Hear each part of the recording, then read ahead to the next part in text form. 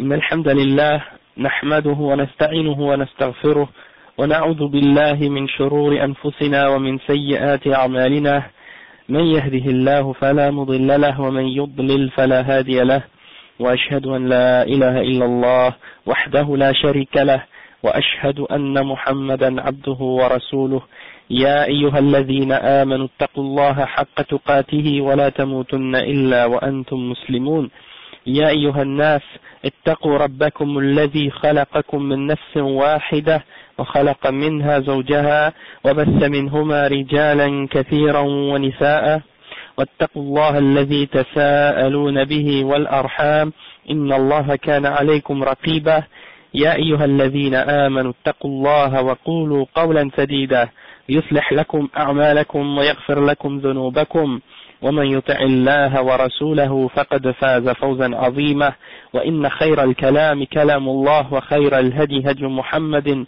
صلى الله عليه وسلم وإن شر الأمور محدثاتها وكل محدثة بدعة وكل بدعة ضلالة وكل ضلالة في النار أما بعد. Donc aujourd'hui c'est le cours numéro 7 dans l'explication du livre Ta'kid al-Musallamat al-Salafiyya. Et c'est, comme on l'avait expliqué, la réfutation d'une fatwa qui a été faite au sujet des Ash'a'ira de la part de trois shuyukh qui essayaient de dire que les Ash'a'ira font partie de Ahl Sunnah wal Jama'a et du groupe sauvé.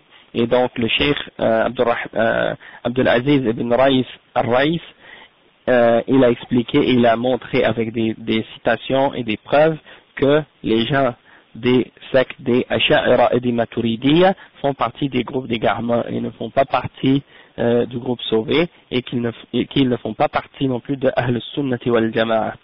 Donc la dernière fois on a parlé de certains points dans lesquels les gens de la secte des Ash'a'ira ont dévié au sujet de différents points dans Al-Aqidah, et aujourd'hui on arrive au point numéro 3, Al-Fasl al-Thalith, et c'est Min Qawa'id Ahl al-Sunnah A'da' Ahl al-Bid'ah. Donc ça veut dire que parmi les principes de Ahl al-Sunnah, c'est qu'il y a l'opposition aux gens de la Bid'ah, l'opposition aux gens de la Bid'ah et la haine des gens de Bid'ah. Donc on va expliquer, Inch'Allah, ce chapitre-là, et c'est très intéressant. Ça nous explique le manhaj. Ça nous explique le manhaj de Ahl Sunnah wal Jama'a au sujet des gens de Bid'ah. Et on va voir par la suite, donc, que une fois qu'on a vu ça, si on met ça en comparaison avec ce qui se passe de la part des Hizbiyin aujourd'hui et de leur attitude envers les groupes de bid'a et les individus qui défendent et qui propagent la bid'a, on va comprendre tout de suite que il y a une différence et un écart entre les salafs et eux, comme l'écart qui sépare les cieux et la terre. D'accord?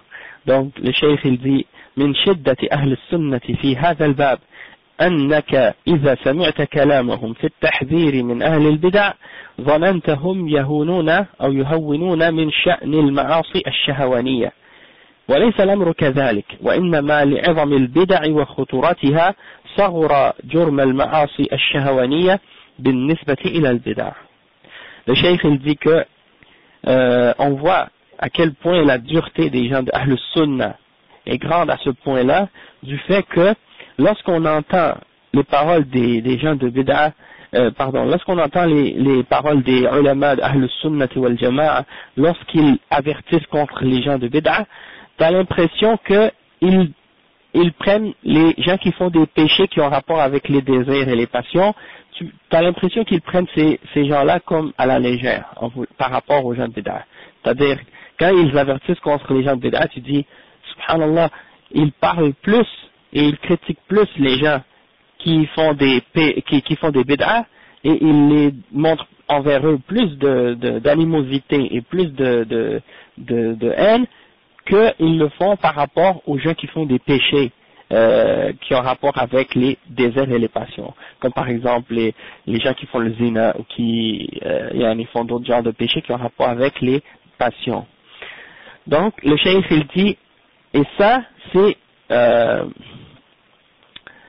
le cheikh il dit et c'est pas le cas en réalité.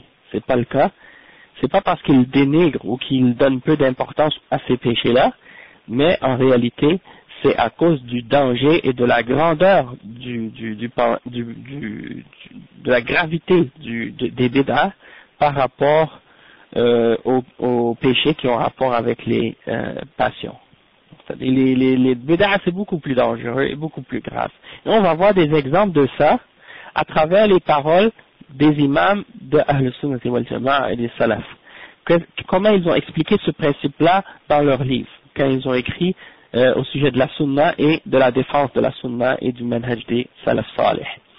Donc, le cheikh il mentionne, il dit, قال l'imam al-Barbahari.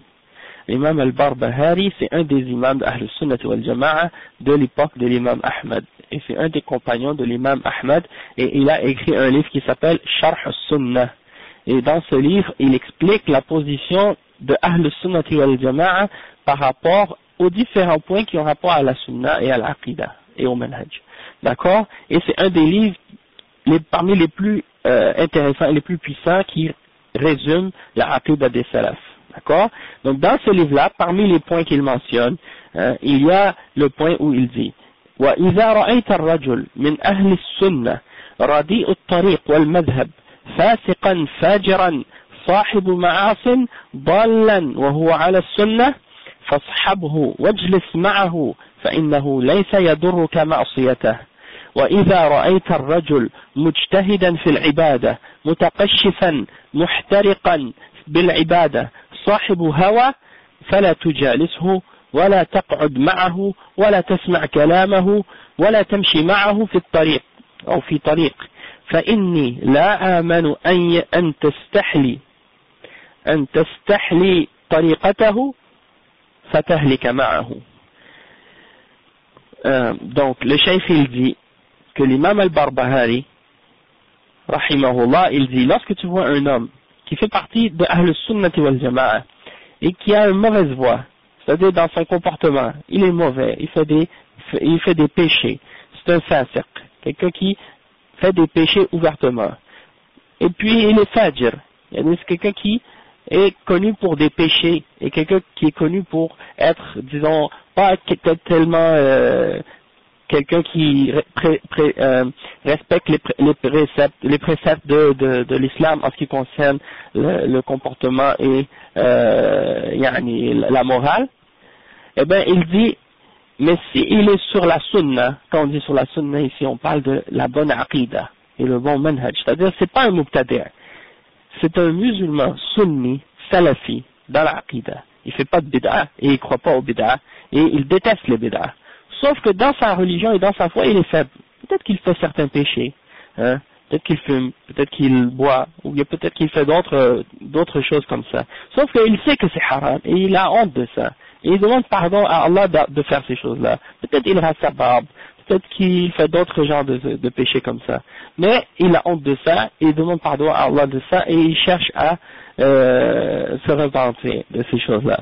D'accord? Donc il dit, si tu le vois cet homme-là qui est sur la bonne aqidah, mais qui a des péchés, qui est égaré dans son comportement, qui fait des péchés, alors il n'y a pas de problème si tu restes avec lui et que tu t'assois avec lui. Parce que son péché, ça reste sur lui et ça ne va pas venir sur toi.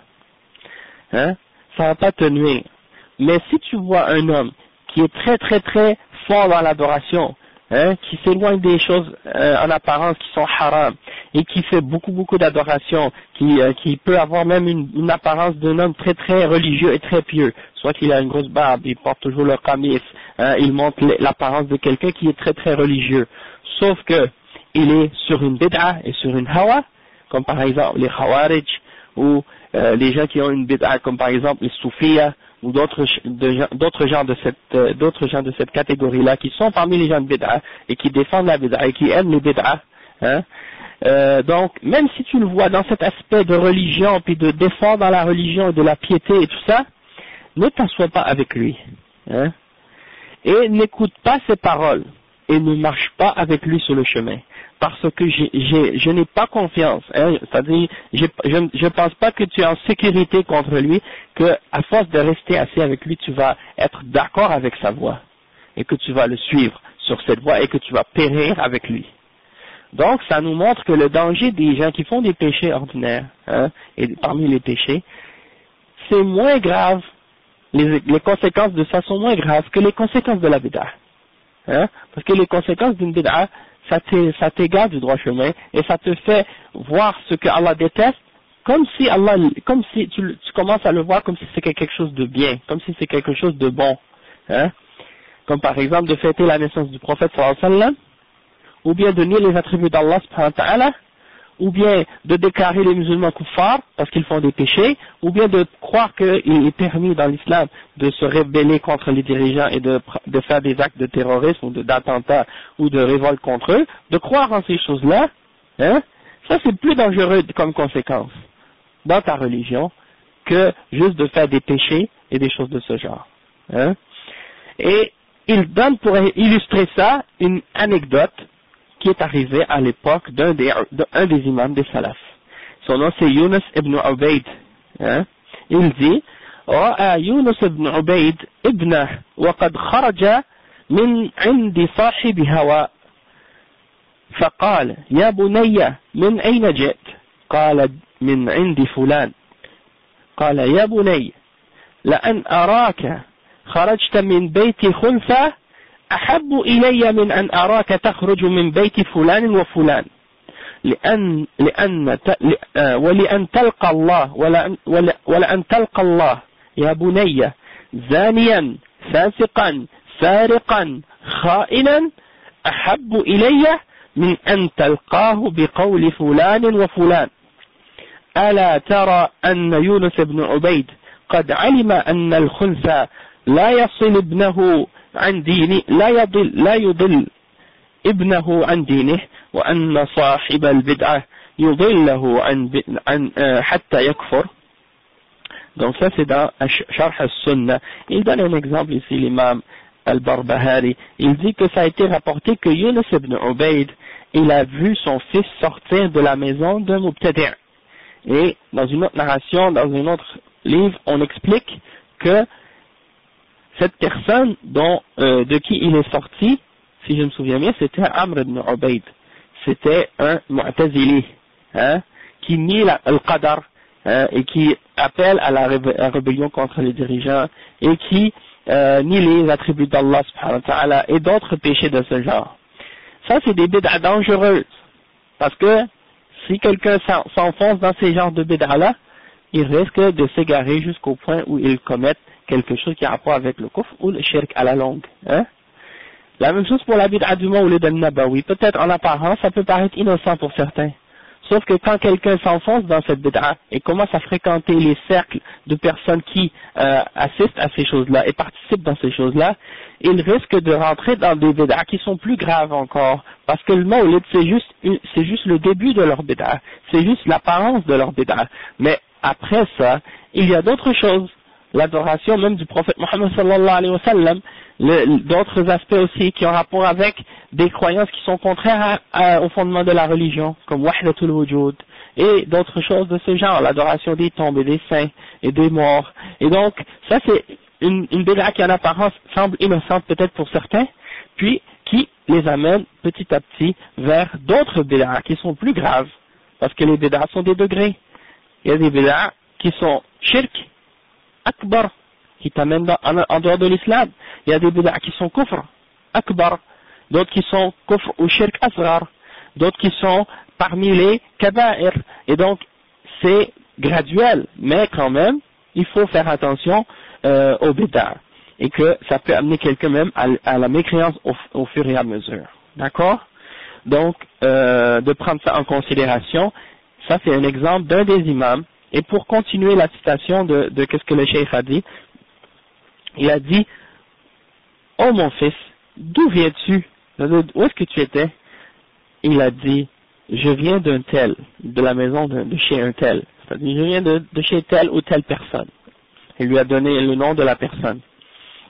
Il a dit: oh mon fils, je préférerais te voir sortir de la maison d'un travesti, hein, que de te voir sortir de la maison d'un tel ou un tel, en parlant des jeunes bid'ah. C'est-à-dire, je préfère te voir sortir de la maison de quelqu'un qui s'habille comme une femme, hein, qui est un homme qui s'habille comme une femme et qui ressemble à une femme et qui est efféminé, malgré ce que ça implique de danger et de péché, je préférerais te voir sortir de ce genre de personne-là ou bien d'une prostituée, de la maison d'une prostituée. Hein, ça c'est un exemple. Je préfère te voir sortir de la maison d'un homme. Là il a donné l'exemple, Al-Khunsa, c'est un homme efféminé. Hein, et il a pu donner d'autres exemples. Ça aurait pu être de la maison d'une prostituée ou la maison de quelqu'un comme des gens qui font des péchés, hein, qui boivent de l'alcool ou des choses comme ça, hein, ou un bordel ou des genres d'endroits comme ça. Hein. Il dit, je préférerais te voir de sortir de ces endroits-là que de te voir sortir de chez un mubtadi'. C'est comme par exemple, il préférait peut-être le voir sortir de cet endroit-là que de le voir sortir de la mosquée des mubtadi'a parmi les soufis, ou de la mosquée des khawarij, ou de la mosquée des gens où ils pratiquent et ils appellent à une bid'a en particulier parmi les bid'a, hein, ou bien de le voir se tenir avec ces gens de bid'a, parce que c'est plus grave et c'est plus dangereux comme conséquence. Il dit, je préférerais te voir rencontrer Allah au jugement dernier, ô mon fils, comme étant un adultère, un pécheur, un voleur, un traître, que de te voir avec telle ou telle opinion de tel ou tel ignorant, de tel ou tel mubtadi' ou égaré parmi les mubtadi'a.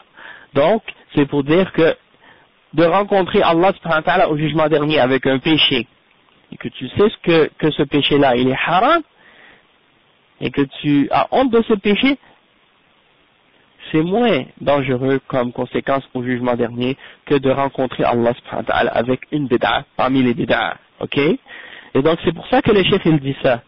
Et l'imam al-Barbahari il explique ensuite, il dit, ne vois-tu pas que Yunus ibn Ubayd a su que le khunsa, le travesti, ne va pas égarer son fils de sa religion, tandis que l'homme qui suit la bid'a risque de l'égarer de sa religion jusqu'à ce qu'il rejette la foi. Donc ça c'est dans Sharh al-Sunnah de l'imam al-Barbahari.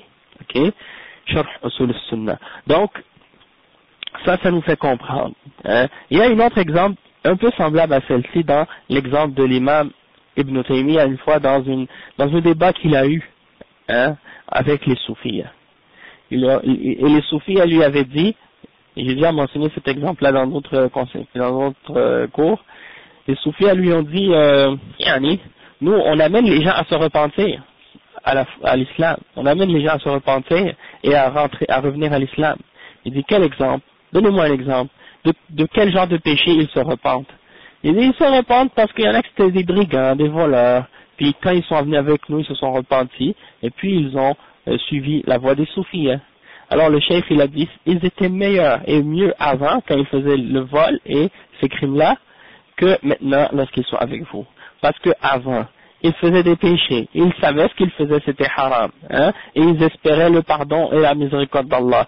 Tandis qu'aujourd'hui, ils font ce que Allah déteste et ils pensent que Allah aime ces choses-là. Et ils se répandent, ils rendent halal ce qui est haram et ils rendent haram ce qui est halal. Et ça c'est beaucoup plus grave. Hein? Alors, des fois vous entendez ça de la part de certains mubtadi'a et de certains égarés parmi les tabliriyin ou bien parmi d'autres jama'at. Ils disent, nous on amène les gens à se repentir. Avant ils étaient dans les cafés, dans les bars, dans les endroits comme ça. Maintenant ils sont avec nous. Oui, ils sont avec nous, mais maintenant, avant ils faisaient des péchés, ils savaient que c'était haram. Maintenant ils font peut-être pas ces péchés-là, mais ils font pire encore, ils font des bid'a. Hein, et vous les amenez vers le shirk peut-être, ou vers d'autres bid'a qui sont plus graves encore. Comme le frère il dit, il y a des imams, parmi les imams de Ahl Sunnah wal Jama'a, il dit, Man ahya sunnah, man ahya bid'atan, faqad amata sunnah, ou quelque chose comme ça. Dans ce sens, c'est comme celui qui a fait vivre une bid'a, ou qui a inventé une bid'a, c'est comme s'il a tué une sunnah. Il a tué un principe de la sunnah. Et même, il y a des paroles des salafs qui disent, celui qui a aidé un mubtadi', c'est comme s'il a aidé à la destruction de l'islam. Hein? فَقَدْ أَعَانَ عَلَى هَدْمِ الْإِسْلَامِ. Il y a des gens qui prennent pas ça en considération, tu vois, et ils essaient de les défendre sans comprendre le danger et la conséquence de ça. Il cite ensuite le cheikh la parole de l'imam al-Shafi'i dans un autre livre, c'est-à-dire le livre de l'imam al-Bayhaqi, hein, au sujet de al-i'tiqad. Il dit قال الإمام الشافعي رحمه الله لأن يلقى الله العبد بكل ذنب ما خلا الشرك خير من أن يلقاه بشيء من الأهواء. Ça c'est une parole de l'imam al-Shafi'i.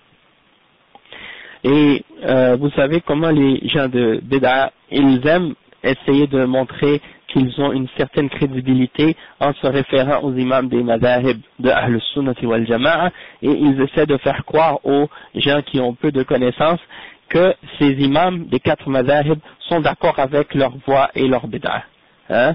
J'ai même entendu une fois dans une cassette de Tariq Ramadan où il essayait de dire que les 4 imams des madhahib sont des soufis.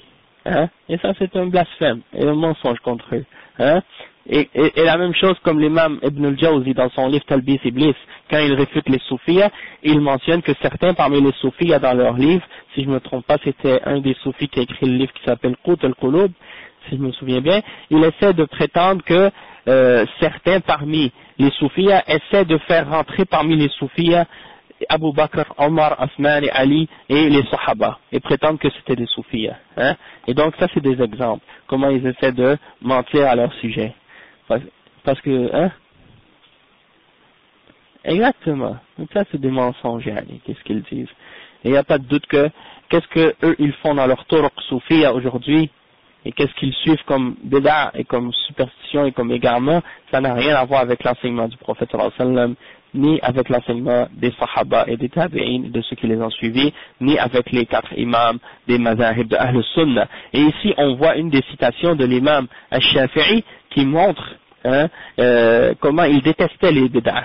Et ça a été rapporté de la part de tous les imams de Ahl Sunnah, qu'ils détestaient les gens de bid'ah et la bid'ah. Et il dit, c'est meilleur, c'est préférable pour un serviteur d'Allah subhanahu wa ta'ala de rencontrer Allah avec tous les péchés, excepté le shirk, bien entendu, parce que le shirk, Allah ne le pardonne pas, et il n'y a rien de plus grave que le shirk, mais si un serviteur d'Allah rencontre Allah avec tous les péchés au monde possible, sauf le shirk, c'est meilleur pour lui que de rencontrer Allah avec quelque chose qui a rapport avec les ahwa, c'est-à-dire avec les innovations et les bid'ah.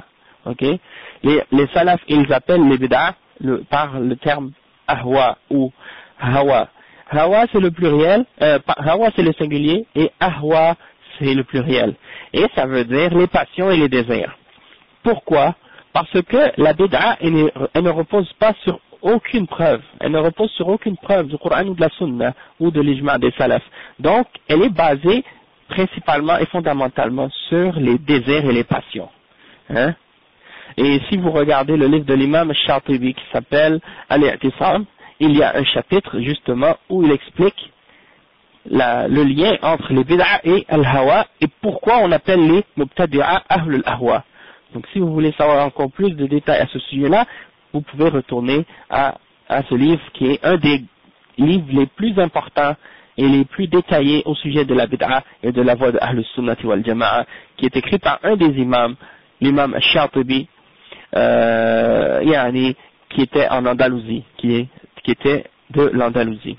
Donc on voit ici une parole très forte de l'imam Shafi'i qui montre à quel point la bid'a peut être dangereuse. Ici ensuite il dit وقال الإمام أحمد رحمه الله وقبور أهل السنة من أهل الكبائر روضة وقبور أهل البدع من الزهاد حفرة فساق أهل السنة أولياء الله وزهاد أهل البدع أو أهل البدعة أعداء الله. Ça c'est fort ça. C'est une autre citation, une autre parole qui est attribuée à l'imam Ahmad dans le livre Tabaqatul Hanabila, dans le volume 1, la page 184, où l'imam Ahmad a dit les tombeaux ou les tombes des gens, les cimetières des gens de Ahl Sunnah, parmi les gens qui ont fait des grands péchés parmi eux, sont des jardins. C'est-à-dire des jardins, comme des petits jardins du paradis, comme on a appris à propos de Adab al-Qabr, que dans la tombe il y a soit des délices ou soit un châtiment.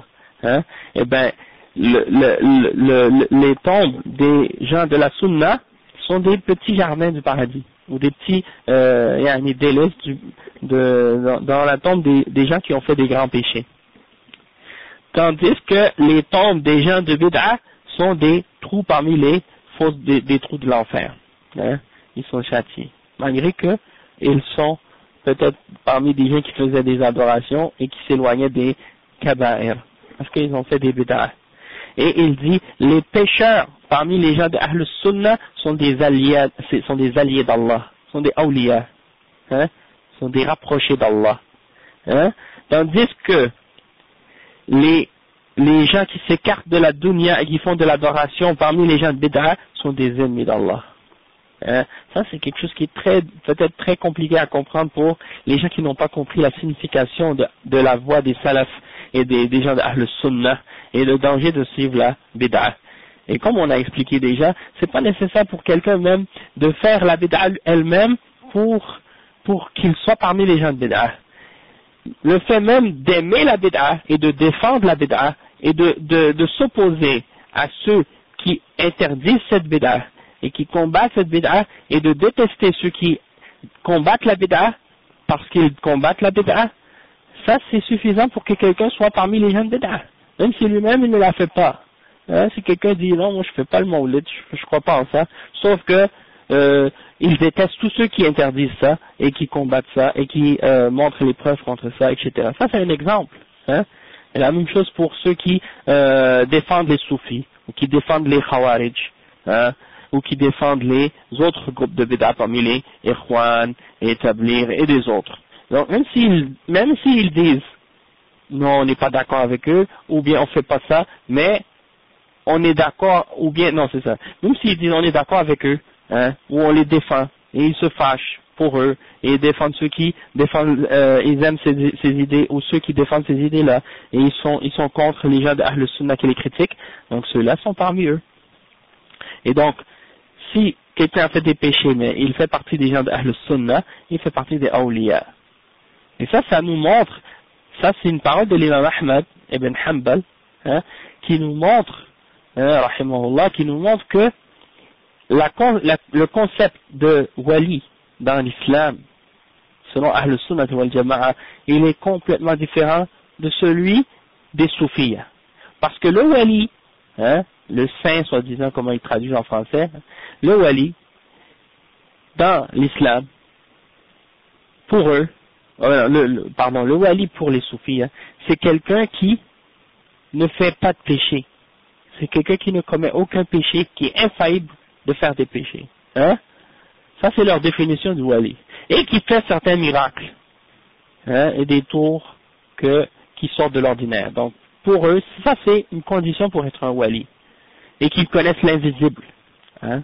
S'il ne connaît pas l'invisible, il n'est pas un wali. Il y a plein d'autres exemples comme ça, des conditions qui se sont établies pour déterminer qui est un wali ou non.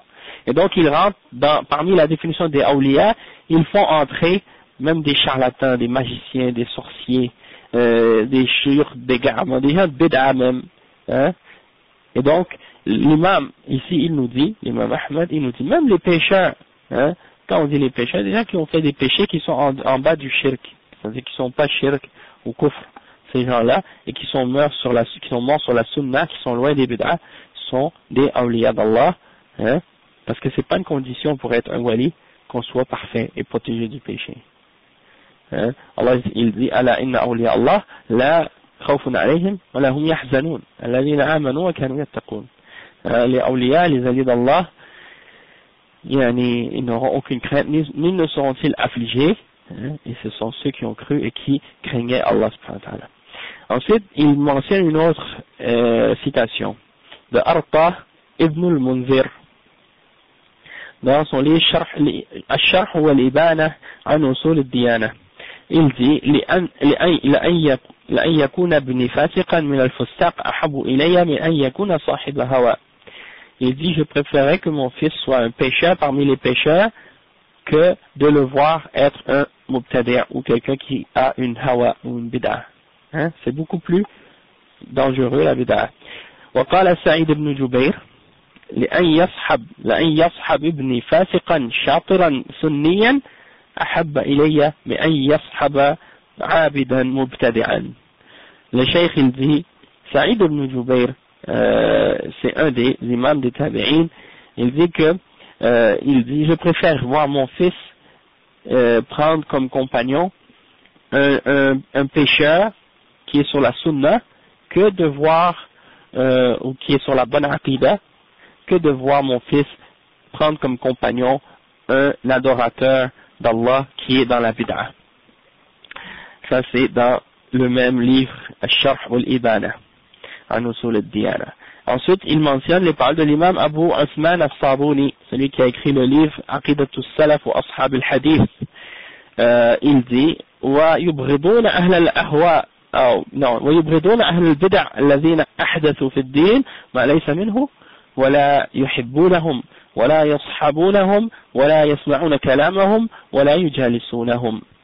Cheikh il dit que Abu Uthman al-Sabuni, rahimahullah, il disait que les gens Ahl al-Sunnah et les Salaf, ils détestaient les gens de Bid'ah, ceux qui ont inventé des choses dans la religion qui n'ont rien à voir avec la religion, et ils ne les aiment pas, ils ne les prennent pas comme compagnons, et ils n'écoutent pas leurs paroles, et ils ne s'assoient pas avec eux. Ils ne s'assoient pas avec eux. وقال واتفقوا مع ذلك على القول بقهر أهل البدع وإذلالهم وإخزائهم وإبعادهم وإقصائهم والتباعد منهم ومن مصاحبتهم ومعاشرتهم والتقرب إلى الله عز وجل بمجانبتهم ومهاجرتهم وأنا بفضل الله عز وجل ومنه متبع لآثارهم ومستضيء بأنوارهم ناصح لإخواني وأصحابي أن لا يلزقوا عن منارهم ولا يتبعوا غير أقوالهم ولا يشتغلوا بهذه المحدثات من البدع التي اشتهرت فيما بين المسلمين والمناكير من المسائل التي ظهرت وانتشرت ولو جرت واحدة منها على لسان واحد في عصر أولئك الأئمة لهجروه وبدعوه ولكذبوه وأصابوه بكل سوء ومكروه ولا يغرن إخواني حفظهم الله كثرة أهل البدع ووفور عددهم فإن وفور أهل الباطل وقلة عدد أهل السنة من علامات اقتراب اليوم الحق فإن ذلك من أمارات اقتراب الساعة إذ الرسول صلى الله عليه وسلم المصطفى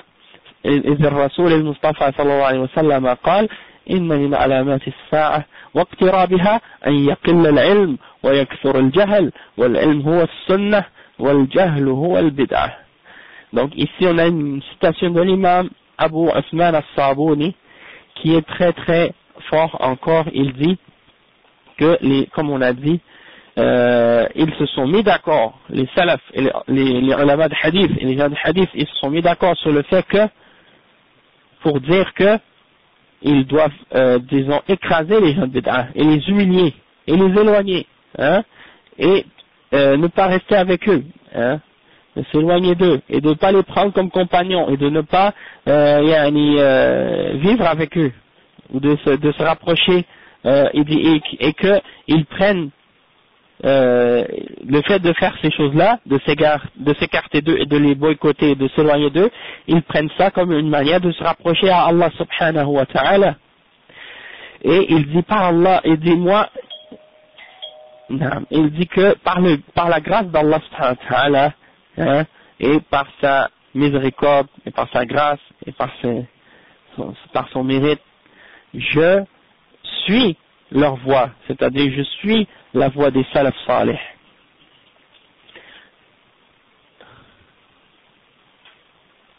Wa alaykum salam wa rahmatullahi wa barakatuh. Il dit par leur grâce, je suis leur voie et je m'écarte des gens de bid'a. On vous l'a dit, je suis la voie des salaf dans cet exemple-là. Et je donne le conseil à mes frères et à mes compagnons de s'éclairer de leur phare, du phare des salaf, hein, qu'ils prennent la lumière qu'ils ont laissée et qu'ils suivent et qu'ils ne suivent rien d'autre que leurs paroles et qu'ils ne s'occupent pas de ces innovations et de ces inventions qui sont devenues populaires chez les gens ou parmi les musulmans, et des choses qui sont inconnues et qui sont rejetées parmi les questions qui sont apparues et qui se sont propagées parmi les musulmans. Il dit, et si une des bid'ah qui sont connues aujourd'hui parmi les bid'ah qui sont répandues chez les gens aurait été entendue dans la langue de quiconque à l'époque des imams des salaf, c'est-à-dire si les imams des salaf auraient entendu une de ces paroles de bid'ah sortir de la bouche d'une personne à leur époque, ils l'auraient écarté et boycotté, et ils l'auraient déclaré comme étant un mubtadi', et ils l'auraient démenti, et ils l'auraient fait subir toutes les punitions et les choses mauvaises possibles. Ils auraient parlé en lui, ils auraient parlé en mal de lui, et ils lui auraient montré le mal qu'il fait. Non. Il dit, et ne te laisse pas tromper, ô mon frère, ô mes frères, qu'Allah vous préserve ou qu'Allah les préserve. Ne vous laissez pas éblouir ou tromper par la quantité des gens de bid'ah et le fait qu'ils soient en grand nombre. Ça, c'est une chose qui est importante, surtout à notre époque, parce qu'on voit que le nombre des gens de bid'ah est grand dans les pays musulmans et dans les pays non musulmans. Et donc, des fois, le fait qu'ils sont en grand nombre, les gens pourraient avoir l'impression, mais s'ils sont si nombreux, ça c'est un signe que peut-être ils sont sur la vérité. Non, ne te laisse pas tromper par cette idée-là, parce que ça n'a rien à voir. Le cheikh il dit que le fait qu'il y ait beaucoup de gens qui soient sur le mensonge et l'égarement, et qu'il y ait peu de gens qui suivent la vérité, ça fait partie des signes que l'heure de la vérité est proche. Ok? Et ça fait partie des signes que l'heure approche.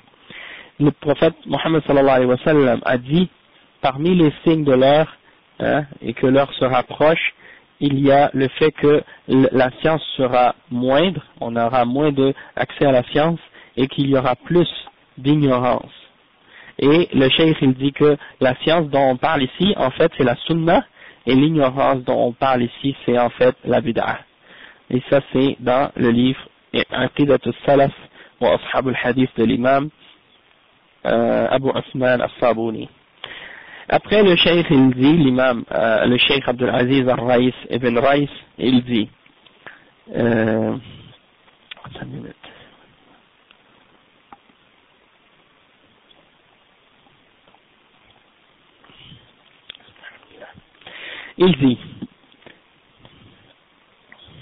بل بلغت شدة السلف على المبتدعة أنهم يغلظون في التعامل معهم في الدنيا أكثر من الكفار، وإن كان المبتدع في الآخرة خيرا منهم، ولكن لما كان ضرر الاغترار بهم أكثر من الكافر شددوا عليه أكثر في الدنيا، بل إن أئمة السلف يشددون على المبتدع أشد من شدتهم على الكفار من حيث التعامل في الدنيا والتحذير منهم، وإن كان المبتدع في الآخرة خيرا من الكافر، لأن المبتدع لا يزال مسلما، وسبب تشديد السلف أن المبتدع يخشى من ضرره على الإسلام والمسلمين أكثر من الكافر، لأنه يتكلم باسم الدين، ومثله يغتر به من لا علم عنده لأنه مسلم، ولأنه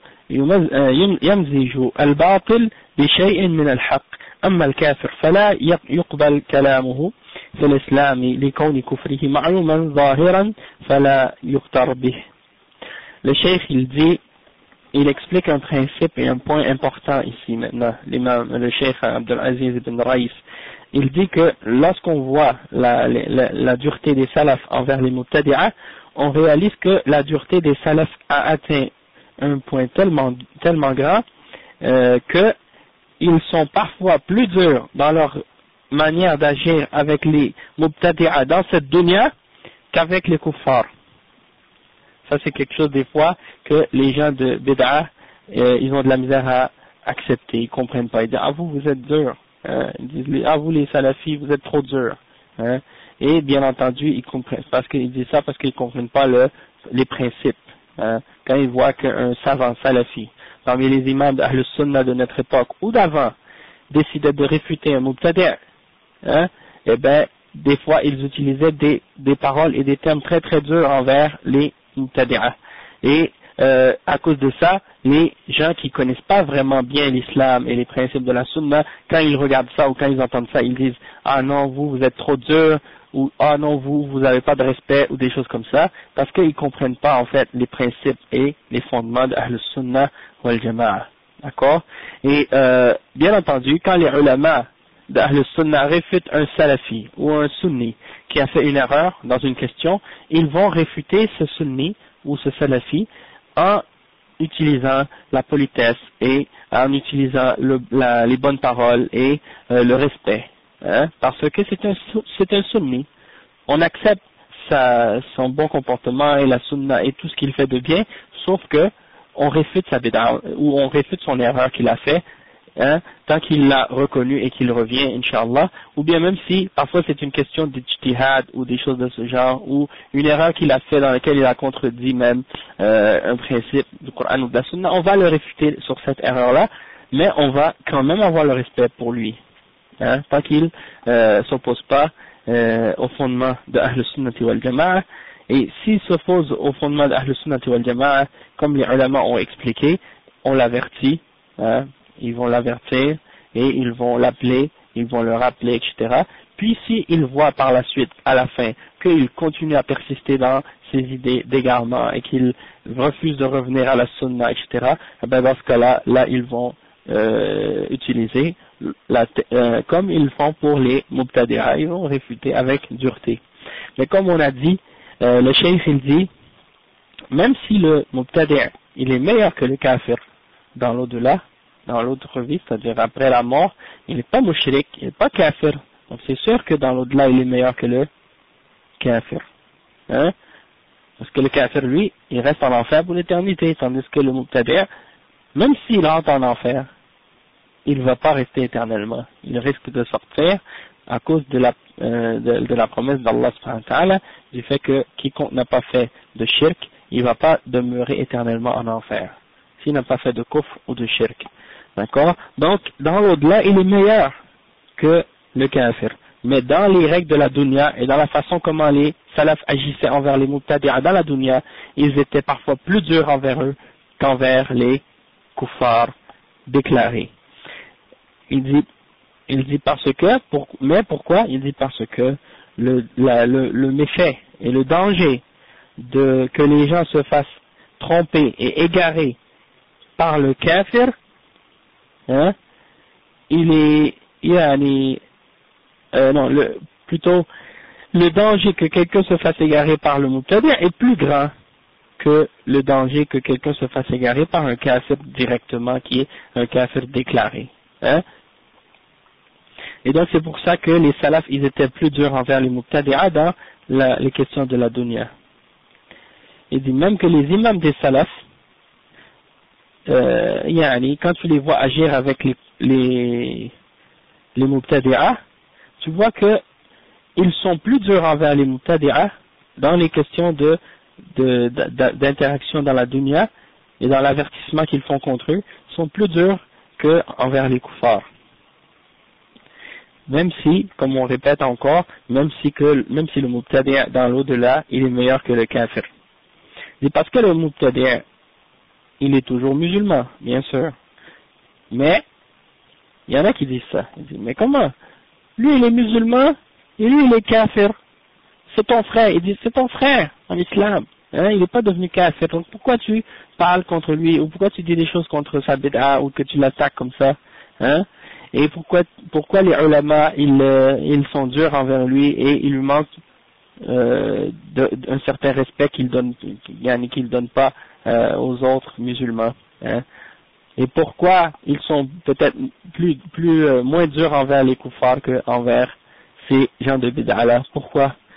Donc il y a beaucoup de gens qui utilisent ça comme une shubha parmi les hizbiyin. Ah, ça, vous êtes plus dur envers les musulmans qui ont fait des erreurs qu'envers les kuffars. Et le cheikh il répond à cette shubha. Il dit que la raison pourquoi les salafs et les imams des salafs étaient plus durs envers les mubtadi'ah qu'envers les kuffars, c'est parce que le danger que quelqu'un soit trompé dans sa religion par un mubtadi', eh bien, ce danger-là est plus grand de la part du mubtadi' que de la part d'un kafir. Parce que le mubtadi', quand il parle au nom de la religion musulmane, et il parle au nom de l'islam, il parle même au nom de la sunna et au nom du prophète sallallahu alayhi wa sallam. Il dit ce qu'il dit comme si ça faisait partie de la religion. Et donc, les musulmans qui entendent cette parole risquent de se faire tromper beaucoup plus facilement par ce genre de personnage que de la part d'un kafir qui n'est pas musulman. Hein? Et donc, on voit maintenant aujourd'hui dans certaines organisations musulmanes, parmi les groupes de bid'ah, lorsqu'ils font des colloques ou des conventions, ils invitent même des kuffars comme orateurs ou comme personnes pour faire des conférences aux musulmans. Et parfois même, c'est des soi-disant islamologues non musulmans qui viennent parler aux musulmans de l'islam. Et ça, c'est absurde. Et on n'a pas le droit de prendre notre religion d'un kafir. Peu importe le fait qu'il ait soi-disant une attitude positive, comme eux ils l'appellent, hein. Ah, c'est un mécréant, mais il a une attitude positive envers l'islam, ou il est objectif, ou il a démontré qu'il était sincère envers les musulmans, ou qu'il aimait les musulmans. Mais s'il est kafir, on n'a pas le droit de prendre notre religion de lui, même si c'est un soi-disant spécialiste dans l'islam. Hein. Donc ça, c'est un exemple qu'aujourd'hui, même à ce niveau-là, il y a des musulmans qui acceptent même qu'on prenne notre religion des kuffars. Hein. Et ils les prennent comme des références. Pourquoi? Parce que, bien entendu, parfois certains d'entre ces hizbiyin-là, ils essaient de pousser une certaine compréhension, non seulement aux musulmans, mais aux non-musulmans aussi. Parce qu'ils essaient d'établir un certain islam occidentalisé. Et le fait qu'ils aient le témoignage d'un de ces soi-disant islamologues kuffars, pour les médias et pour les autres, ça représente pour eux comme une sorte de témoignage et pour dire regardez, on a des gens qui sont pas musulmans qui sont avec nous et qui vous disent à vous qui êtes pas musulmans aussi et aux musulmans que c'est ça qu'est-ce qu'on suit, c'est ça qui est l'islam. Et donc lui il n'a pas de parti pris, il est neutre soi-disant. C'est ça des fois c'est ça leur principe ou leur point de vue, que on peut pas prendre si on prend des savants, peut-être ils ont un parti pris dans l'islam, tandis que les non-musulmans, étant donné qu'ils sont neutres entre soi-disant les groupes ou quoi, ils sont plus objectifs. Et allez, c'est des shubuhat, bien entendu, ça n'a rien de vrai. Mais le mubtadi', en principe, le kafir, les musulmans ils savent en général que si un kafir il vient, il parle de l'islam, ils vont pas l'écouter. Ça c'est en général, mais sauf ces gens de bid'a qu'on a mentionnés. Mais les autres, si c'est un mubtadi' qui parle, ou quelqu'un qui donne l'apparence qu'il est religieux, qui parle au nom de l'islam, ils vont l'écouter, ils risquent de s'égarer à cause de lui. Hein. Et ça, on l'a vu, on le voit dans les chaînes satellites et dans d'autres choses. Des gens qui parlent au nom de l'islam, qui donnent l'apparence de l'islam, mais qui sont sur une bid'a. Ok. Donc ça, il y a ça. Après, il donne, il dit que les gens de bid'a, ils mélangent le faux avec le vrai. C'est-à-dire, c'est pas facile à distinguer parfois pour les gens. Qu'est-ce qui est vrai, qu'est-ce qui est faux dans ce que ces gens-là racontent. Parce qu'ils peuvent mélanger, ils peuvent dire beaucoup de choses qui sont bonnes et qui sont vraies, mais ils les mélangent avec des choses fausses. Et donc les gens qui savent pas les détails, ils vont se laisser tromper facilement. Et donc il faut faire attention. أما الكافر فلا يقبل كلامه في الإسلام لكون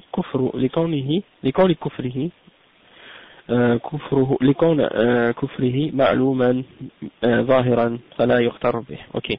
Après il dit ومن هذا قول الفضيل بن عياض. Il donne des exemples de ça parmi les paroles des salaf as-salih. Les paroles de l'imam al-Fudayl ibn Iyad. il dit لأن آكل عند اليهود أو نعم لأن آكل عند اليهود والنصراني أحب إلي من أن آكل عند صاحب بدعة فإني إذا أكلت عندهما لا يقتدى بي وإذا أكلت عند صاحب بدعة اقتدى بالناس أو اقتدى بي الناس أحب أن يكون بيني وبين أصحاب بدعة أو بين صاحب بدعة حصن من حديد. Regardez les paroles de l'imam Al-Fudayl ibn Iyad, regardez ce qu'il dit. Il dit, je ne mangerai pas chez un chrétien ou non, il dit, je ne mangerai pas chez un chrétien ou un juif. Non, pardon. Il dit, je recommence, il dit, je préférerais manger chez un juif ou chez un chrétien que de manger chez un mubtadi', quelqu'un qui a une bid'ah. Ça, c'est quelque chose qui est étonnant pour certaines personnes. Hein? Aujourd'hui, ils disent, comment tu critiques les gens de bid'ah et tu les attaques et tu montres envers eux plus de haine et d'opposition qu'envers les kuffars, juifs et chrétiens. Comment ça se fait? Hein? Eh ben, aujourd'hui, tu vois, qui est-ce qui représente un plus grand danger pour l'islam et pour les musulmans quand quelqu'un se lève parmi les gens d'Ahl Sunnah pour dire la vérité? C'est qui démontre envers eux plus d'opposition et qui va même inciter les kuffars contre eux? C'est les gens de bid'ah. Hein, parce que les gens de bid'ah, en principe, ils sont toujours alliés des kuffars.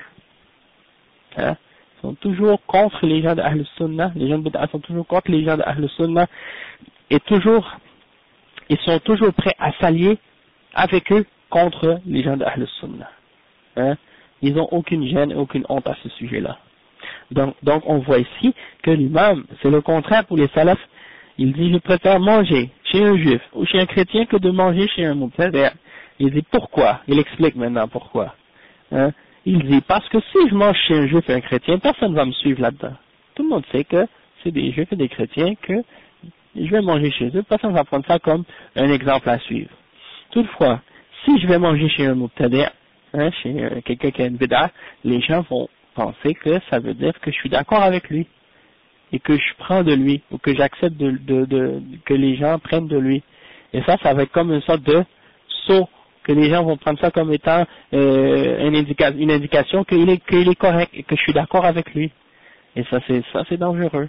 C'est pour ça qu'on invite les ulama, ils disent toujours aux gens, évitez d'aller dans les mosquées des gens de bid'ah faire des conférences ou d'aller dans les conventions, des conventions qu'ils organisent, d'aller faire des conventions et de participer avec eux. Parce que si vous allez là-bas et participer avec eux, les gens vont prendre ça comme une référence pour dire, tel ou tel cheikh ou telle personne est allé là-bas, et donc ça veut dire qu'il est d'accord avec eux, et qu'ils sont corrects, et qu'on a le droit d'y aller. Hein, ça c'est un exemple. Donc il faut faire attention à ça. Et si par exemple, que les ulama ont dit, si quelqu'un y va, il faut uniquement que ce soit dans le but de réfuter les égarements et les erreurs des gens de bid'ah. Sinon il n'a pas le droit d'y aller. Ensuite il dit et j'aimerais qu'il y ait entre moi et la personne qui fait la bid'ah une muraille de métal ou un mur de métal qui me sépare entre moi et eux. C'est à quel point comment ils détestaient les gens de bid'ah, hein, plus que les kuffars et les juifs et les chrétiens. Il mentionne une autre citation, ذكر عند إبراهيم النخعي, ça c'est un des imams des salaf, ذكر عند إبراهيم النخعي المرجئة فقال والله إنهم أبغض إلي من أهل الكتاب. L'imam Ibrahim al-Nakha'i, on lui a mentionné les murji'ah, ceux qui disent que la foi ne fait pas partie des actions, les actions ne font pas partie de la foi. Il a dit, par Allah, il a juré par Allah, qu'il les détestait plus que les gens du livre. Il détestait plus les murji'ah que les gens du livre. D'accord? Et il a dit aussi ومن ذلك أن الإمام أحمد أشار على الخليفة أن يستعين باليهود والنصارى ولا يستعين بأهل الأهواء والبدع. Ça c'est dans Manaqib l'imam Ahmad l'Ibn al-Jawzi. Il a dit que parmi les exemples à ce sujet, l'imam Ahmad ibn Hanbal a indiqué au khalifa al-Mutawakkil, après que la fitna de Khalq al-Qur'an soit terminée, il a indiqué au khalifa de prendre comme travaillant ou comme aide les juifs et les chrétiens, dans certaines positions, et de ne pas prendre les gens de bid'a et de ahwa. Alors qu'auparavant l'imam Ahmad, et même les autres ulama, même l'imam Omar ibn al-Khattab, il disait ne prenez pas les juifs et les chrétiens comme employés ou des trucs comme ça. Et là, après la fitna, il disait, l'imam Ahmad, ne prenez les gens du livre, mais ne prenez pas les gens de bid'a. Pourquoi? Parce que les gens de bid'a sont plus dangereux que les juifs et les chrétiens. Les gens de bid'a qui appellent à dire que le Coran est créé, des trucs comme ça, surtout les Mu'tazila et les Jahmi et les autres, sont plus dangereux pour l'islam et pour les musulmans que les juifs et les chrétiens. Parce que les musulmans, s'ils voient un juif ou un chrétien qui disent des choses fausses à propos d'Allah, ils vont pas les suivre là-dedans. Mais s'ils voient quelqu'un qui parle au nom de la religion musulmane et qui parle au nom de l'islam et qui dit des choses fausses, les gens vont le croire. Et qu'est-ce qui est triste aujourd'hui, c'est que le plus grand ennemi des musulmans actuellement, si on prend en considération la réalité de ce qui se passe dans le monde musulman et même dans les pays non musulmans, le plus grand ennemi des musulmans, c'est l'ignorance des musulmans. L'ignorance des musulmans à propos de leur religion. Et ça, c'est très triste. Parce que qui joue sur cette ignorance-là et qui en profite de cette ignorance-là, c'est les Mubtadi'a et les Kuffar. Les Mubtadi'a et les Kuffar, quand ils constatent l'ignorance des musulmans, ils en profitent et ils l'utilisent en leur faveur. Donc ça, c'est très triste en fait. Et après, il mentionne une autre parole de Ibn Muflih al-Hanbali. Il dit قال ابن مفلح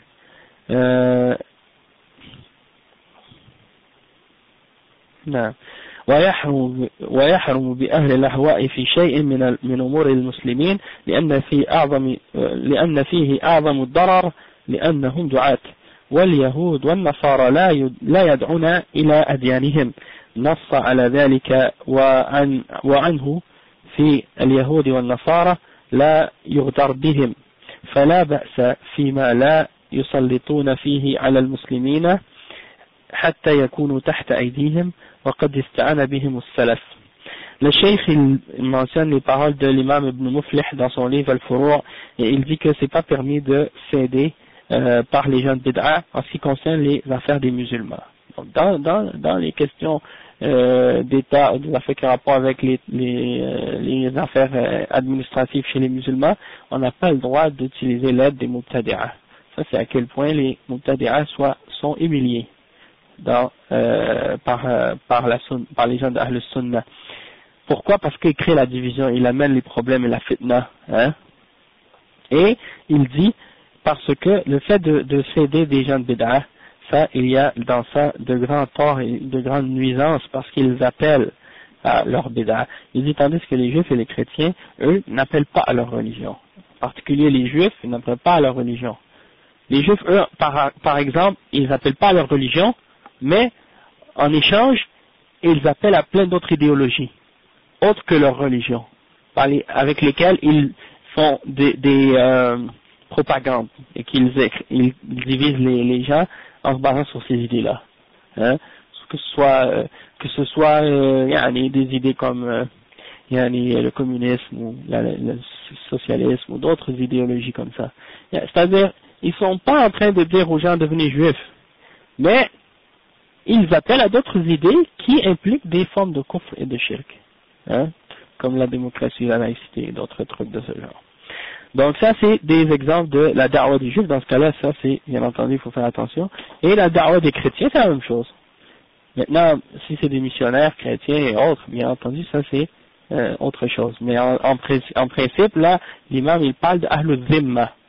Il parle des musulmans, des non-musulmans qui vivent dans les pays musulmans à l'époque de ces imams-là. Hein, de ces imams, c'est-à-dire les gens qui étaient à l'époque où l'islam était fort et il y avait les règles de Ahlul Zimma qui étaient appliquées.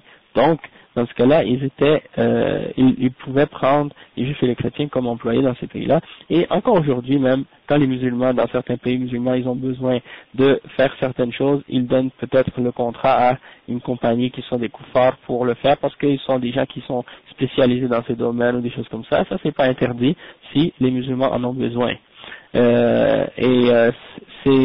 Bien entendu, le cheikh il dit ici, il faut pas les laisser prendre des positions dans lesquelles ils vont être au-dessus des musulmans, hein, mais sinon dans d'autres cas c'est permis de s'aider d'eux, mais c'est ça. Donc il dit on peut pas être trompé par les juifs et les chrétiens nécessairement, mais toutefois par les Mubtadi'a c'est plus dangereux.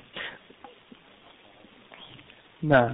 Donc c'est ça, le frère il mentionne un point important ici, c'est que comme le Cheikh Mourbel et Ibn Uthaymin ou d'autres ulama, ils ont dit que Mohamed Ahmad, naam, c'est vrai, oui, je me souviens qu'il a dit ça vraiment.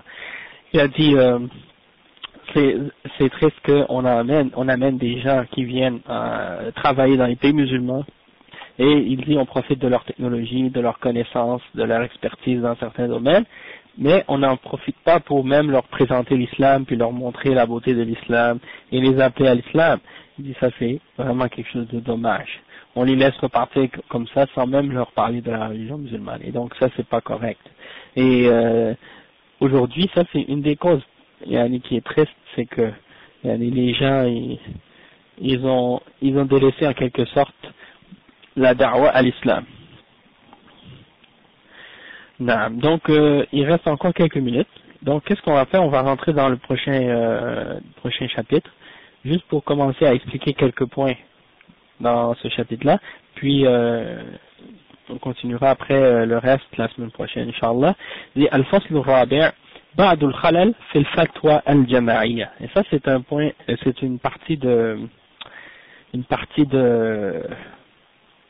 livre qui est très intéressante. C'est-à-dire dans cette partie-là, il répond à certaines erreurs ou certaines choses incorrectes qui ont été mentionnées dans leur fatwa au sujet des Ash'ara. Ok. Il dit إليك عشرة أخطاء شرعية في هذه الفتوى الجماعية على وجه الاختصار. On va te présenter 10 erreurs qui sont contraires à la charia dans cette fatwa de groupe qui sont présentées de façon résumée. Okay? La première, الأول عدم جعلهم الأشاعرة من 72 فرقة الضالة مع أن حالهم ما تقدم ذكره فهذا إما أن يرجع إلى عدم معرفتهم بالأشاعرة والماتريدية أو عدم معرفتهم بتأصيل أهل العلم وضابطهم في إخراج الفرقة المخالفة من الناجية إلى عموم 72 فرقة وكلا الاحتمالين قبيح بأحدهم فكيف وهم مجتمعون. Le premier point parmi les erreurs de cette fatwa qu'ils ont fait, ces gens-là, parmi les points qu'ils ont fait comme erreur, la première erreur, et c'est la plus grave, c'est qu'ils n'ont pas considéré les Asha'ira comme faisant partie des 72 sectes égarées. Ça c'est la base de l'égarement, et c'est la base de cette fatwa, de l'égarement de cette fatwa. Il dit, malgré qu'on a mentionné l'état de ces gens-là, et c'est quoi leur aqidah et leurs principes qui sont contraires au fondement de Ahl-Sunnah. Donc, la raison pour laquelle, ou pour les raisons pour lesquelles ils les ont pas comptés parmi les 72 sectes égarées, c'est probablement une de ces deux possibilités-là. Soit qu'ils ne connaissent pas les Ash'ara et les Maturidiyya, ne connaissent pas la réalité de ces sectes-là, donc ils les ont comptés parmi les sectes d'Ahl Sunnah à cause de leur ignorance de ces sectes, ou soit qu'ils ne connaissent pas les fondements d'Ahl Sunnah sur lesquels les imams se basent pour déclarer que les gens ou qu'une secte sort du groupe sauvé. Donc c'est soit une des deux, soit qu'ils connaissent pas Ahl Sunnah, ou soit qu'ils connaissent pas les principes et les fondements d'Ahl Sunnah wal Jama'a, ou soit qu'ils connaissent pas les égarements des Asha'ira et Maturidiyya. C'est une des deux. Et si c'est une de ces deux-là, ça suffit comme erreur et comme problème. Donc imaginez si les deux erreurs sont réunies ensemble. C'est-à-dire s'ils ignorent les deux. Ils ignorent les bid'a et le manhaj des Asha'ira, et en plus de ça, ils ignorent les fondements d'Ahl Sunnah, donc ça fait encore pire. Et donc ça c'est un exemple. Deuxièmement, جوزوا التعاون مع أهل البدع على البر والتقوى وهذا مخالف لهدي السلف مع أهل البدع كما تقدم ذكره إذ الأصل العداء والبعد عنهم إلا لمصلحة شرعية وهو خلاف الأصل. Le cheikh il dit qu'ils ont déclaré que c'est permis d'interagir et de coopérer avec les gens de bid'a dans la piété et dans le bien. Et il dit que ça c'est contraire à la guidance des salafs, par rapport aux gens de bid'a, comme on l'a mentionné dans le chapitre qui a précédé. Parce qu'on a vu dans le chapitre qui a précédé que, à la base, les salafs, ils s'opposaient et ils avaient une opposition aux gens de la sunna et qu'ils s'éloignaient d'eux. Excepté s'il y avait un bienfait qui retourne. Pardon? Oui. Pardon. Ok, je me suis trompé, j'ai dit les gens de la sunna, mais c'est ça. C'est-à-dire, à la base, les gens de Ahl Sunnah s'éloignaient des gens de la bid'a et ils s'opposaient aux gens de la bid'a. Et donc ça c'est à la base. Excepté s'il y a un bienfait qui revient, qui est établi par la sharia, dans ce cas-là, peut-être dans certaines situations ou dans certains cas bien précis, qui sont acceptables selon la sharia, mais sinon, en d'autres cas, c'est contraire à la base. La base c'est-à-dire de s'opposer aux gens de bid'a et de s'éloigner d'eux. D'accord? Donc il y a des gens aujourd'hui qui disent, comme la règle des ikhwan, la règle d'or, نتعاون مع بعض فيما اتفقنا عليه ونعذر بعضنا بعضا فيما اتفقنا فيه فيما اختلفنا فيه. Donc on s'excuse sur les points sur lesquels on est en désaccord, on s'excuse entre nous. Et les choses qu'on est en accord, on coopère ensemble, on s'aide entre nous. Et ça, c'est exprimé parfois par d'autres choses. Des fois, il l'exprime d'autres façons, en disant par exemple, il ne faut pas regarder ce qui nous divise, il faut regarder ce qui nous unit. Il faut regarder ce qu'on a en commun et non pas ce qu'on a ce qui existe comme de désaccords entre nous. Et ça, il l'applique même avec les kuffars et les mushrikines et les mubtadi'a et avec tout le monde, sans limite. Donc il l'applique avec les Rafida, il l'applique avec les Shia Rafida, il l'applique avec les Khawarij, il l'applique avec les Soufiyya, il l'applique avec les Asha'ira, il l'applique même avec les chrétiens, et avec les juifs, et avec les laïcs, et avec les communistes, et avec tous les groupes qui peuvent exister. Vous allez les voir par exemple faire des manifestations avec les communistes, parce qu'ils vont dire, nous on est d'accord ensemble sur le fait que la mondialisation ou telle guerre en tel pays c'est pas correct ou telle chose c'est injuste, donc étant donné qu'on est d'accord sur ce point-là, on va marcher ensemble et on va manifester ensemble. Donc tout ce que les gens sont d'accord, s'ils sont d'accord sur n'importe quoi, ils vont coopérer avec eux et travailler avec eux, même s'ils sont en désaccord, subhanallah. Donc ça c'est des exemples. Et donc nous on dit non, ça c'est pas notre principe. Nous on coopère avec les gens qui sont sur la vérité et qui suivent le Coran et la Sunna, qui font partie des gens qui suivent la Sunna et qui s'écartent des bid'a. Et on coopère pas avec les mubtadi'a. Le cheikh il dit خلطوا وقاسوا قياسا فاسدا وذلك أنهم قاسوا التعاون مع عموم الأشاعرة بالتعاون مع الحاكم ولي الأمر المبتدع كأن يكون أشعريا والشريعة فرقت بين ولاة الأمر وعامة الناس. ومعتقد أهل السنة في كتب الاعتقاد أن يقاتل ويصلي مع ولاة الأمر ولو كانوا فجارا مبتدعة وهذا ما لا يكون مع عامة الناس. Le cheikh il dit que une erreur que ces gens-là ont fait dans leur fatwa quand ils ont parlé des Asha'ira, ils ont essayé d'utiliser comme preuve on a le droit de coopérer avec eux. Ils ont utilisé l'exemple du fait que les salafs ont dit que on doit prier derrière les dirigeants musulmans qui font des péchés et qui sont injustes et qui font des bid'ah, et que l'imam Ahmad rahimahullah a prié même derrière les gens de bid'ah, ou certains parmi les imams des salafs ont dit qu'il faut prier derrière n'importe quel imam qui est injuste ou qui fait des péchés, et même de combattre avec lui contre l'ennemi. Donc ils ont dit, si c'est comme ça pour le dirigeant, ils ont fait une analogie entre le dirigeant et les gens en général, parmi les mubtadi'a, parmi les shuyukh qui appellent à une bid'ah. Et ils ont essayé de faire une comparaison entre ces deux choses-là. Et le cheikh il dit non, on ne peut pas faire ce genre d'analogie entre les dirigeants et les gens ordinaires. Parce que ces ordres-là qui nous ont été donnés au sujet des dirigeants, de ne pas s'opposer à eux et de combattre les ennemis avec eux et de prier derrière eux même s'ils font des péchés ou des bid'ah, ça c'est spécifique aux dirigeants et à ceux qui sont en position d'autorité sur nous. Mais les gens ordinaires, parmi les mubtadi'a, qui sont pas des dirigeants, c'est pas la même chose. Donc tu peux pas faire des comparaisons entre ça et utiliser cet exemple-là pour prouver que c'est permis de coopérer avec eux. Et ça c'est une autre erreur qu'ils ont fait dans leur fatwa.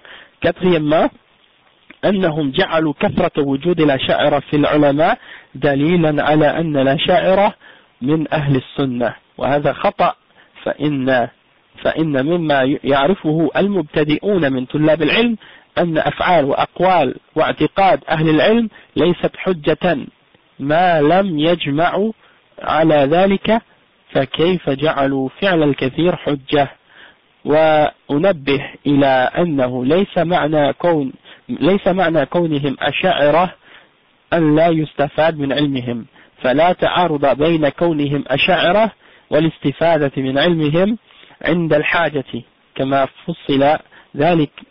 فصل ذلك علماء السنة أو علماء أهل السنة.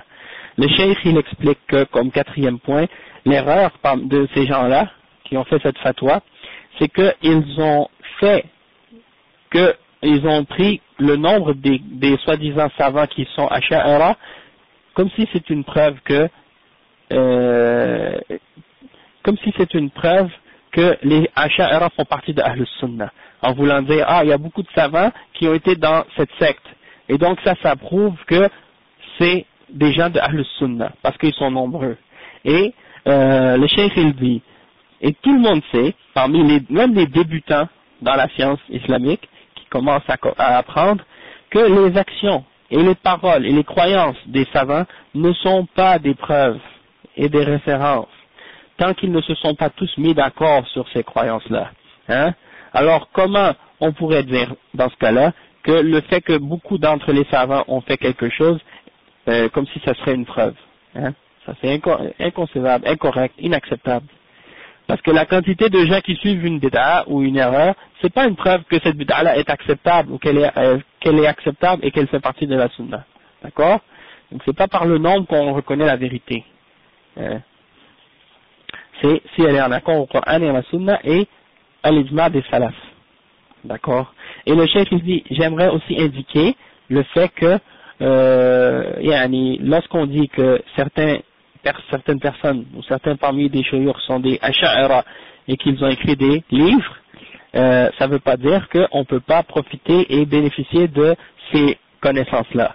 Il n'y a aucun problème, il n'y a aucune contradiction entre le fait que ces savants-là soient des asha'ira et qu'on profite de la science qu'ils ont lorsque c'est nécessaire. Comme ça a été clarifié en détail par les ulama de Ahl Sunnah. Un autre point, al-khamis, جعل المزي أشعريا خطأ كبير بل هو من أئمة السنة كما يعرف ذلك من طالع كلام أئمة السنة في عصره وقصة شرحه لكتاب البخاري خلق أفعال العباد قصة شرحه لكتاب البخاري خلق أفعال العباد مشهورة. قال الذهبي في تذكرة الحفاظ ترافق هو وابن تيمية كثيرا في سماع الحديث وهو في النظر في العلم وكان يقرر طريقة السلف في السنة. Donc le cheikh il dit qu'une autre erreur qu'ils ont fait dans leur fatwa, c'est qu'ils ont compté Al-Hafiz, l'imam Al-Mizzi parmi les Asha'ira. Il dit ça c'est une grave erreur de leur part. En fait, l'imam Al-Mizzi c'est un des imams parmi les imams d'Ahl Sunnah. Et ça, n'importe qui a cherché un peu dans les paroles des imams de la Sunna, il voit que il était considéré comme étant un imam parmi les imams d'Ahl Sunnah à son époque. Et l'histoire de son sharh du livre Al-Bukhari et de la création, le livre Khalq Af'al al-Ibad est bien connu à ce sujet-là. Et il mentionne les paroles de l'imam Al-Zahabi dans son livre Tazkirat al-Huffaz, le volume 4, la page 1499, il dit que l'imam Al-Mizzi a été le compagnon de l'imam Ibn Taymiyyah dans l'étude du hadith et dans l'écoute du hadith et dans l'étude de la science islamique. Donc ils ont été tous les deux des compagnons et ils affirmaient la voie des salafs dans l'aqida et dans la sunna. Donc ça veut dire que l'imam Al-Mizzi, c'est pas un mubtadi', c'est pas un ash'ari, c'est un salafi et c'est un imam parmi les imams de Ahl Sunnah. جعلهم جميع شراح البخاري أشاعرة خطأ فاضح فإن مما يعلمه المبتدئون من طلاب العلم أن من شراح البخاري ابن كثير وابن رجب وهما من علماء السنة. Les cheikhs ils ont considéré ou ils ont compté parmi ils ont dit que tous les savants qui ont écrit des explications ou des commentaires du Sahih al-Bukhari sont tous des Asha'ira. Et il dit que ça c'est une grave erreur.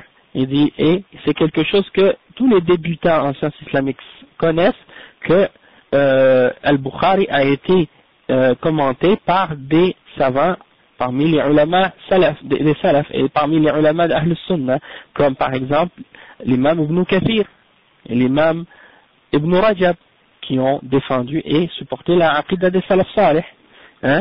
القول بأنهم ça c'est le 7e القول بأنهم لم يعرفوا من أئمة السلف من أمر من أمر بإعادة الصلاة خلف المأمون قصور من قائله وقد روى عبد الله بن أحمد في كتاب السنة أن يحيى بن معين كان يعيد الصلاة الجمعة منذ أظهر عبد الله بن هارون المأمون ما أظهر يعني القرآن مخلوق. Et ils disent que, il dit que une erreur aussi qu'ils ont fait, c'est qu'ils ont dit que aucun des imams, des salafs n'a été connu où on a dit d'eux qu'il avait refait sa prière derrière Al-Ma'moun, celui qui avait commencé la fitna de Khalq al-Qur'an. Et le cheikh il dit que ça c'est disons que c'est une négligence de leur part, c'est-à-dire ils n'ont pas assez cherché. Parce que l'imam Abdullah ibn Ahmad, le fils de l'imam Ahmad, il a écrit dans son livre Sunnah que Yahya ibn Ma'in, qui est un des imams parmi les imams des salafs, refaisait la prière de Jumu'ah, qu'il avait fait derrière Abdullah ibn Haroun al-Ma'moun, depuis qu'il avait exprimé qu'il croyait en Khalq al-Qur'an, en la création du Coran. Et un autre point, قولهم يجب التأدب بآداب السلف حق وها نحن ندعوهم من هذا المنطلق أن يتأدبوا بآداب السلف ويقوموا بواجب الله تجاه الأشاعرة وأن يتراجعوا عن فتواهم علانية. Il dit qu'il est obligatoire de prendre comme comportement le comportement des salafs. Il dit ça c'est vrai.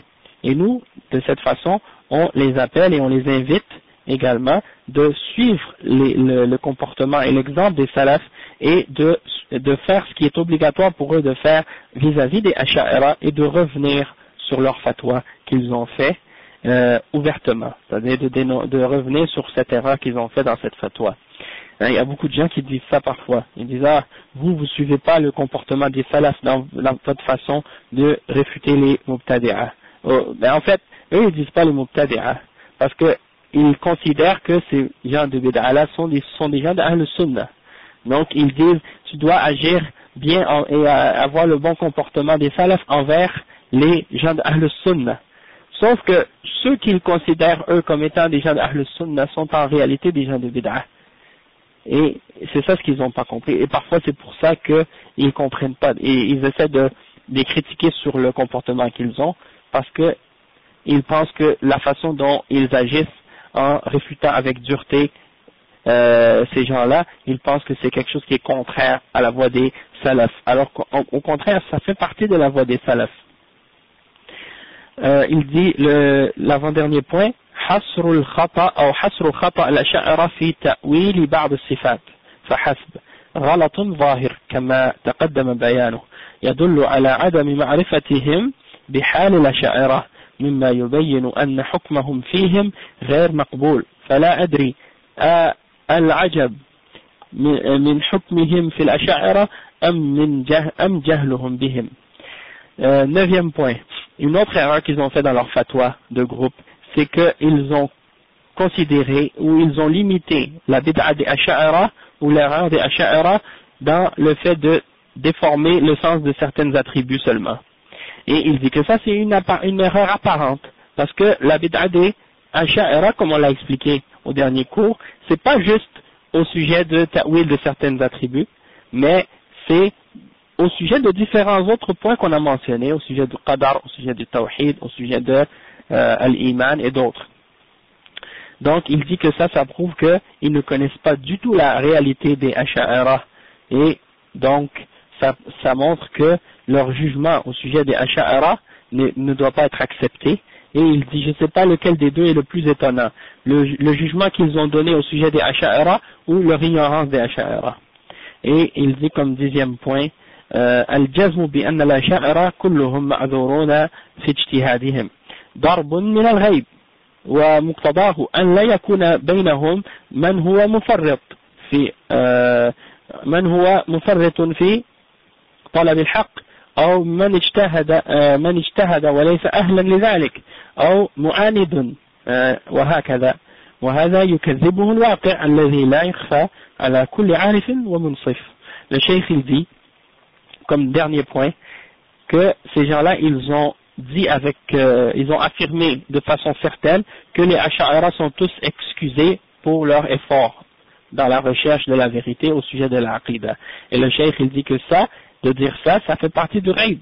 Tu peux pas dire ça avec certitude de cette façon, parce que ça implique qu'il n'y en aurait aucun d'entre eux qui aurait été, par exemple, négligent dans sa recherche de la vérité, ou qu'il aurait fait une ijtihad et un effort, alors qu'il ne fait pas partie de ceux qui possèdent les outils de l'ijtihad, ou qu'il n'y aurait parmi eux aucune personne qui s'oppose à la vérité par orgueil ou pour d'autres raisons de ce genre.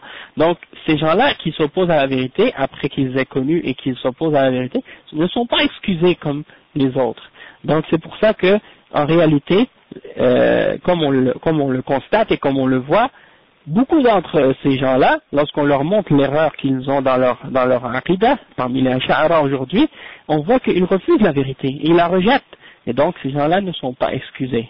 Ceux qui sont excusés, c'est ceux qui ont vraiment fait l'effort avec sincérité, qui ont fait tout ce qu'ils pouvaient pour trouver la vérité et qui n'ont pas réussi à l'atteindre et qu'ils possédaient les moyens de faire la recherche, mais il y en a qui n'ont pas réussi à la trouver. Donc ces gens-là sont excusés, mais on ne peut pas généraliser de façon certaine de cette façon comme ces gens-là l'ont fait dans leur fatwa. Tambihan. Donc on va s'arrêter ici, Inch'Allah, puis la semaine prochaine, bi'idhnillah, on continuera avec 2 points que le cheikh mentionne à ce sujet-là. Subhanakallahumma bihamdika ashhadu an la ilaha illa anta astaghfiruka wa atubu ilayk.